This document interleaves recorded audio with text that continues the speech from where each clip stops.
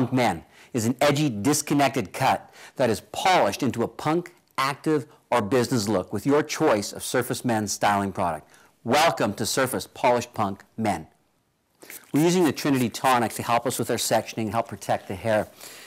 We'll begin with scissor over combing our sides, but we're leaving more of a medium shattered look, an uncut feel. Thumb on the bottom, first finger on top, so when we lift the hair up, we're tipping away at a 45-degree angle. Also working with a 7-inch surface shear, the swivel thumb really allows me maximum control and a nice long cut line. Pick the hair up, tip the base away, and as I'm cutting, I lightly lift up and away. I'm not going as tight as we have in past seasons. I want to leave just a little bit more length to that scissor over combed area so that we can have more texture when we're styling. Taking that line down, coming in behind the eyelets, pull the line forwards and take the hair off right in front of the hairline, getting a nice tight line in behind the eye. As we come in to work on our outer perimeter, we'll lift this up, lifting it away, and it's really tempting now to come in and arch around with my shear, but I want to leave that until the end so that I can work that with my razor. So let's continue around now, take the section away, thumb on the bottom, first finger on top, and I'll let Ryan look down, but at no more than a 10-degree angle. If he looks down too much, it becomes too tight in the neckline, and then when he looks up, I got lines in my haircut. So lift that outer perimeter up and nicely scissor over comb that edge. Taking my section, working it away just at the top of the occipital bone, and we continue to leave a little bit more of a fringe. We're going to continue it all the way around the back in this manner. Having worked our way in around the back, as a right-handed cutter, when I get to my left side, as I go to scissor over comb, my scissor's coming away from the head. So to maintain an even base, I'll rotate the surface swivel so that I can come in nice and tight, and I can maintain that same cutting pattern. Always lifting that comb up and away, getting slightly longer as we're moving into the top. I'm going to continue this scissor over combing now right in through the back into my opposite side. In working with the taper on my left side now, again, I'll take the surface swivel and I rotate it so that the tip can come in closer to the temple, getting longer to the back, so I can always have that short to long progression. And we just continue to scissor over comb that line up, and then we're going to move to the RZ blender to just soften and shatter this entire taper. The RZ blender has 3 cutting edges: the traditional long blade, secondary the edge of the tooth, but then a third razor's edge cut into the middle of the tooth. So instead of just getting a separation in the hair, we actually get a razor's edge finely cut into the hair for a beautiful blend and real separated edge for finishing texture after. Same technique with the comb. Thumb on the bottom, first finger on top, and we come in and I run, and I run. So I'm multiply closing the teeth and I run out to the edge, just getting a really nice softness to this texture. The wonderful thing about the shear here too is as I move to my opposite side, I can rotate the RZ blender to come in nice and tight. And we're continuing to work the RZ blender all the way through the entire medium length taper, just softening all those edges with the 3 cutting edges of the RZ blending shear. Now, working with our top perimeter, I want a nice shattered edge as I take it off, so we're going to move to the surface razor.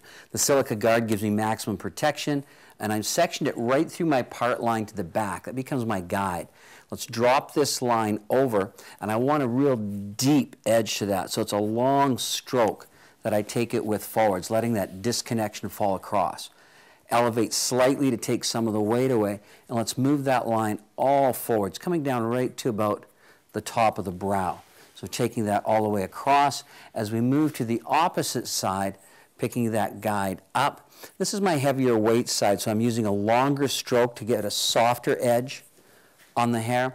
And at this point too, I'm elevating a little bit higher just to maintain a softer edge on the hair. And we'll continue to take that all the way around to the front. Continuing to deeply shatter that guide all the way across. Now, when I reach the opposite side, I'm going to come in and move to the front. So I want this to come across. I'm going to work directionally. So right by the corner of the eye, let's take that long shattered line and blend. And take that and blend that to that back edge. So we start to see that real shattery outer perimeter edge. We're going to come back in now with the RZ blender, and here's where the swivel is going to come into play for us, because as I close it, my fingers on the other hand will lift it up, and they'll lift it up. So I'm not getting a line of separation, I'm getting a continuous movement of separation. I'm going to work with the comb lifting the hair up, the RZ blender coming in and coming out to my edge, and out to my edge, and out to my edge. I'm able to see the exact weight that we're working with, having taken the RZ blender through. And I want to finish my layers in through the top based on how that movement is going to work. So I'm going to pick the hair up in behind that side part and lightly roll my layer through. Now, as I'm cutting the hair, I create my part line first, and then I'll use my part line to work through the rest of the haircut. So coming in just to gain my top length on it, I'll use that part line. I can see how soft and airy the ends are, how much length I really want to leave now that that RZ blender has gone through and added that shape and frame for me. So we'll lift that top up, take that line away. So what we're doing now is just giving some structure to that top layer. Now in through the fringe, we're going to use a technique with the RZ blender called an up blend. So you can come in with your hand to get first familiar with the technique, hold the section out, put the RZ blender in, and again, here's where the swivel comes in, you turn it down. So I come in, take it, and I turn down as I'm cutting. Once you get that technique on, you can come in, lift it up, and feel comfortable with coming from that underneath. We want an uncut look to the outer perimeter, so we've taken the Basu oil and a little bit of the men's shave cream, worked them in my palm, applied them to the neckline, and what I'm going to use is just the end third of the surface razor, and I'm going to come in and just lightly chip away. I don't want a harder edge. In past videos, you've seen us use the complete full side of the blade to create more of a blunt feel, and I want this to stay a little more shattered, more uncut, more unstructured. So just light chipping away at that outer perimeter just to give us a really soft, uncut detail to it. Coming over top of the ear now, I'm just actually going to pinch and shatter the edges off. It's really tempting to come in, grab your scissor here and clean this up. But again, I want it to have more of a shattered feel. I want it to be a little bit more rugged. So I'll come in behind and just lightly chip with the tip of your surface razor, just etching that away. And as it grows out, then it grows out more shattered as well.